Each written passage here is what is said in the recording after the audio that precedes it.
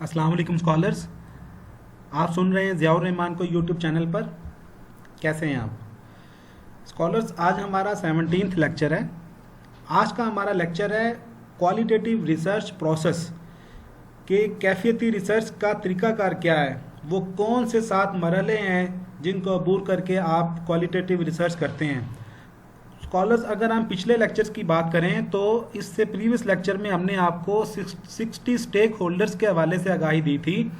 हमने आपको ये कहा था कि ये 60 तरह के स्टेक होल्डर्स हैं जो आपकी रिसर्च की वजह से इन्फ्लुएंस होते हैं। तो आपको कोई भी रिसर्च करनी है तो आपको इन 60 के 60 स्टेक होल्डर्स को अपने सामने रखते हुए बात करनी है। हम आज के लेक्चर की तरफ आते हैं।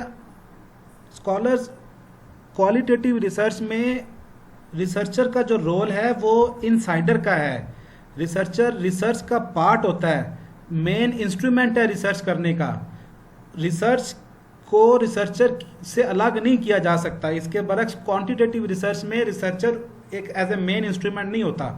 क्वालिटेटिव रिसर्च के प्रोसेस में कुछ फंडामेंटल चीज़ें आपको समझनी है। वो ये है कि आप किसी भी क्वालिटेटिव रिसर्च के प्रोसेस को समराइज नहीं कर सकते कि या उसको स्टैंडर्डाइज नहीं कर सकते। समराइज या स्टैंडर्डाइज नहीं कर सकते।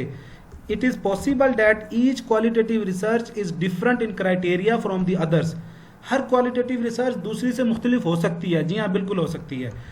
अब जो हम आपको प्रोसेस बता रहे हैं ये जनरली एक्सेप्टेबल प्रोसेस है कि जितनी भी क्वालिटेटिव आप रिसर्च देखेंगे उसमें ये प्रोसेसेस आपको किसी ना किसी शेप में, किसी ना किसी तरह या किसी ना किसी हालत में लाजमी नज़र आएंगे।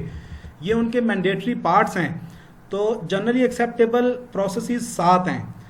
नंबर फर्स्ट में हम बात करते हैं थीमाइजिंग की। जब भी आप कोई भी रिसर्च स्टार्ट करते हैं तो आप स्टार्ट में ही उसको थीमाइज करने की कोशिश करते हैं कि बेसिकली ये फिनोमिना है क्या जिसके बारे में आप स्टडी करना चाहते हैं। आप कनेक्टिंग द डॉट को की अप्रोच को इख्तियार करते हैं। आप अंडरस्टैंड करना चाहते हैं कि आप क्या करें। उसके लिए आपको 3 क्वेश्चंस को एड्रेस करना है। What is going to be studied, why is going to be studied, how is going to be studied। ये तीनों क्वेश्चन को एड्रेस करते हुए बेसिकली आप क्या कर रहे होते हैं, आप एस्टेब्लिश कर रहे होते हैं नोमेनक्लेचर्स ऑफ द स्टडी, कि आप मुख्तलिफ नामों को मुख्तलिफ हेडिंग्स दे रहे होते हैं कि आप बेसिकली ब्रॉडर लेवल पे आप करना क्या चाहते हैं। अगर आप हमारा lecture what is going to be study के लिए हमारा लेक्चर 25 देखें तो हमने आपको मैट्रिक्स अप्रोच से ये बात समझाई है कि आप कैसे ये बताएं कि या ये मुंतखब करें कि आप क्या स्टडी करना चाहते हैं।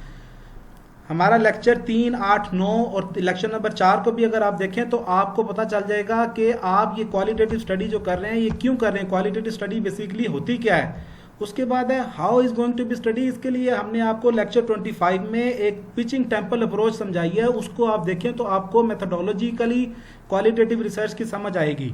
तो पहले प्रोसेस में हम क्वालिटेटिव रिसर्च के पहले प्रोसेस में हम थीमाइज करते हैं।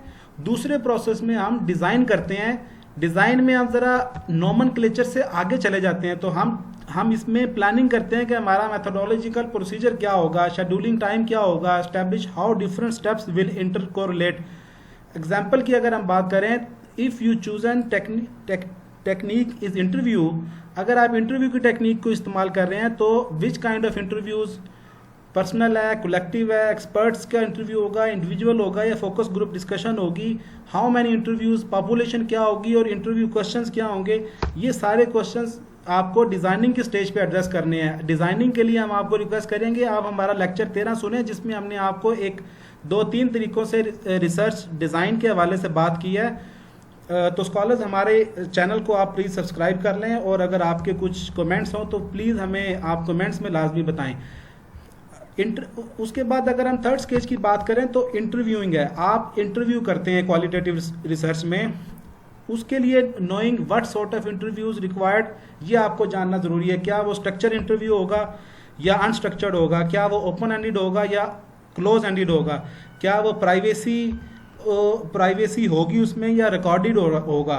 उसके बाद आपने क्या रिसर्चर ने उसको किसी टूल के ज़रिए, किसी रिकॉर्डिंग डिवाइस के ज़रिए रिकॉर्ड किया है या उस इंटरव्यू के नोट्स लिए हैं। तो इंटरव्यू के बाद जब आप करते हैं तो आप ट्रांसक्राइबिंग की स्टेज पे आ जाते हैं। उसी इंटरव्यू को आप किसी रिपोर्ट या रिटन फॉर्म में लेकर आते हैं।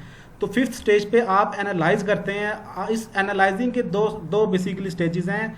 इसमें हम आपको बाद में पूरा एक लेक्चर देंगे क्वालिटेटिव रिसर्च के एनालिसिस के ऊपर, बल्कि 3-4 लेक्चर होंगे। तो 2 स्टेजेस हम आपको क्विकली यहाँ बता रहे हैं कि आप कोडिंग करते हैं, जो मेन थीम्स आप एक्सट्रैक्ट करते हैं, और फिर आप स्ट्रक्चरिंग करते हैं कि जो पैटर्न्स निकल रहे हैं उस क्वालिटेटिव डाटा के, जो आपके मॉडल डेवलपमेंट की तरफ आपको हेल्प करते हैं।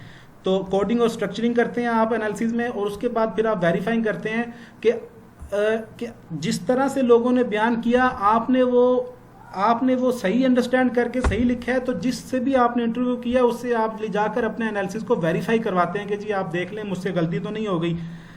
7th स्टेज पे आप रिपोर्टिंग करते हैं। ये एक फॉर्मल प्रेजेंटेशन है कि आप अपनी रिपोर्ट को डेवलप करते हैं और उसको किसी खास तरीक़ाकार के तहत बनाते हैं। A formal presentation of research finding by the researcher. तो जब आप रिपोर्टिंग कर देते हैं तो क्वालिटेटिव रिसर्च आपकी पूरी हो गई, लेकिन रिपोर्टिंग में आपको कुछ चीज़ों का ख्याल रखना है। वो ये है कि here the researcher should clearly explain his influence और इंट्यूशन। उसे क्या इल्हाम आया था कि उसने ये क्वालिटेटिव रिसर्च की, उसने ये क्वालिटेटिव रिसर्च क्यों की। ये बातें करना इसलिए ज़रूरी है क्योंकि रिसर्चर जो है वो जज तो हो सकता है लेकिन वो रीडर नहीं हो सकता। अब रीडर जो है वो या स्टेक होल्डर नहीं हो सकता। स्टेक होल्डर्स उस रिसर्च के लिए उस रिसर्च के स्टेक होल्डर्स के बारे में आपको एड्रेस करना बहुत ज़रूरी है कि कहीं आप बाइस तो नहीं हो गए अपनी इस रिसर्च में, कहीं आपने अपनी तरफ से एम्पिरिकल एविडेंस के नाम पर अपनी तरफ से तो चीज़ें ऐड नहीं कर दी। तो इन क्वेश्चंस को आपने अपनी रिपोर्ट में जब आप रिपोर्टिंग कर रहे हो तो उस रिसर्चर को कॉन्फ्रेंस करना है कि उसकी अपना इंट्यूशन क्या था रिसर्च शुरू करने से पहले, और अब उसकी अपनी सोच क्या है, ताकि पता चले रीडर को कि ये रिसर्चर खुद इस रिसर्च पे इतना एक असरअंदाज हुआ है। तो नेक्स्ट लेक्चर हमारा होगा क्वालिटीज़ ऑफ क्वालिटेटिव रिसर्चर। इस लेक्चर में हम आपको 50 इसकी क्वालिटेटिव रिसर्चर की हम आपको बताएंगे। हमारा लेक्चर नंबर 18 सुने। बहुत शुक्रिया। हमारे चैनल को प्लीज़ सब्सक्राइब कर लें और कमेंट्स हो तो हमें लाजमी दें। Thank you.